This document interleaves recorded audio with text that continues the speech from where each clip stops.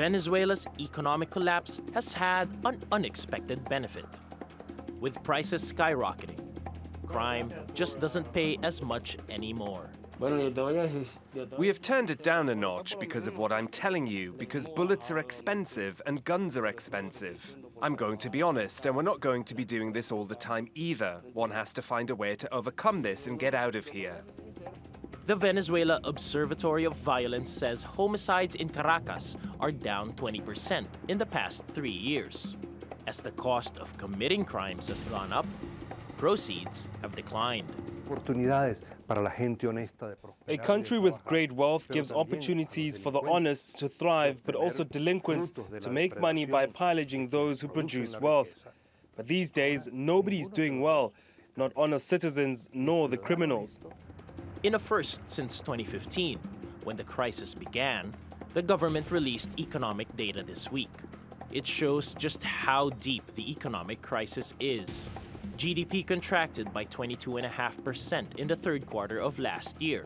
Inflation reached 130,000% in 2018, but that's lower than the inflation rate of 1.7 million% reported by the opposition-controlled Congress.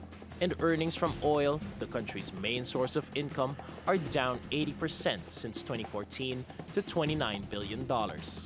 Experts say solving Venezuela's economic problems must begin with ending its political crisis that's seen the leader of the opposition, Juan Guaido, declare himself interim president. The government and the opposition are currently meeting in Norway to find a possible solution. For the peace of the country, we will do everything, with dialogue always. Venezuela was once one of Latin America's richest nations. It sits on the world's largest oil reserves. And many would argue, failing to take advantage of that wealth would be the real crime. Paolo Montecillo, TRT World. Well, let's get more on this now with Jorge Piedrahita in New York. He's CEO of the advisory firm Gear Capital Partners, with an extensive background in Latin American markets. Welcome to Money Talks, Jorge. As we heard there, Venezuela's central bank hasn't published figures on the economy for 3 to 4 years now. Why do you think they've decided to release this data now, given just how bad the figures are? Hi, thank you for having me. I think it's important to state that we do know the IMF has been requesting the central bank and the government of Venezuela to release data. That might be one of the reasons why they decided to put the data out at this point. Traditionally, in the past, the government has stated that the opposition have used any economic data for political purposes. So for that reason, back in 2015, they decided to stop publishing most of the data. Now, the data that came out, it's very revealing in the sense that it's a confirmation to what some people have been stating, private analysts and even the opposition through Congress, which is a massive drop in GDP, hyperinflation, and so on.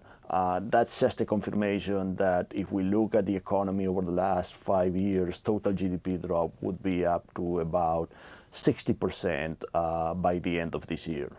Yes, now Nicolas Maduro and his government have argued that a lot of this economic pain is being caused by US sanctions, not only against Venezuela, but the threat of sanctions against countries that do business with Venezuela. Would you agree with that assessment?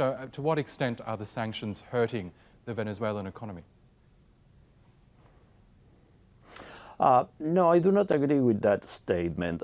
If you look at the performance of the economy, high inflation and drop in GDP started many years ago, before sanctions were what they are today. Now, without hesitation, sanctions are having an effect on some sectors of the economy, but it seems that the US government is trying to have targeted sanctions. Having said that, sanctions also have other effects, like, for instance, business confidence, It has dropped quite a bit. No one wants to do anything in Venezuela and so on. So they do have an effect, but it's not the only cause of the situation they are in today. I would say that the core causes of the situation today started several years ago with a complete mismanagement of the economy. Okay, we looked at some of the figures there, a roughly 20% contraction of the economy last year. But what was interesting was the inflation figure. The central bank says it reached over 130,000 in 2018, but of course that's just a tiny percentage of what the IMF says. Now it says it's closer to 1 million% and is expected to reach 10 million% in 2019. Who do we believe here? Well, it's hard to say which number is the most accurate number. There are several methodological challenges to have the inflation number in a place like Venezuela. I think the big picture here is that the country is going through a period of hyperinflation. And hyperinflation, you can think about it as a regressive tax that affects, for the most part, poor people or low-income people. And that is the people that are suffering the most in Venezuela at this point in time, which, interesting enough, it's the people that Chavismo claims to try to protect. Interesting. Now, just really quickly, Jorge, what solutions would you suggest to this dire economic situation in Venezuela? Well, I do think that under the present administration, it's going to be very difficult as long as they are on this fight with the US for that economy to change.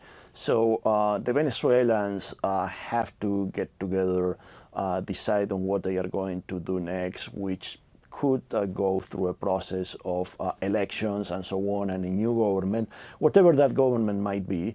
It may even be a coalition government where there is some participation from Chavismo. Whatever that new government is, has to set a new and coherent set of economic policies, and that is what's going to allow the country to regain its growth, which I think has, it's going to be a massive opportunity, to say the least. It's a very wealthy country. It sure is. Okay, Jorge Piedrahita in New York, thank you so much again for your time.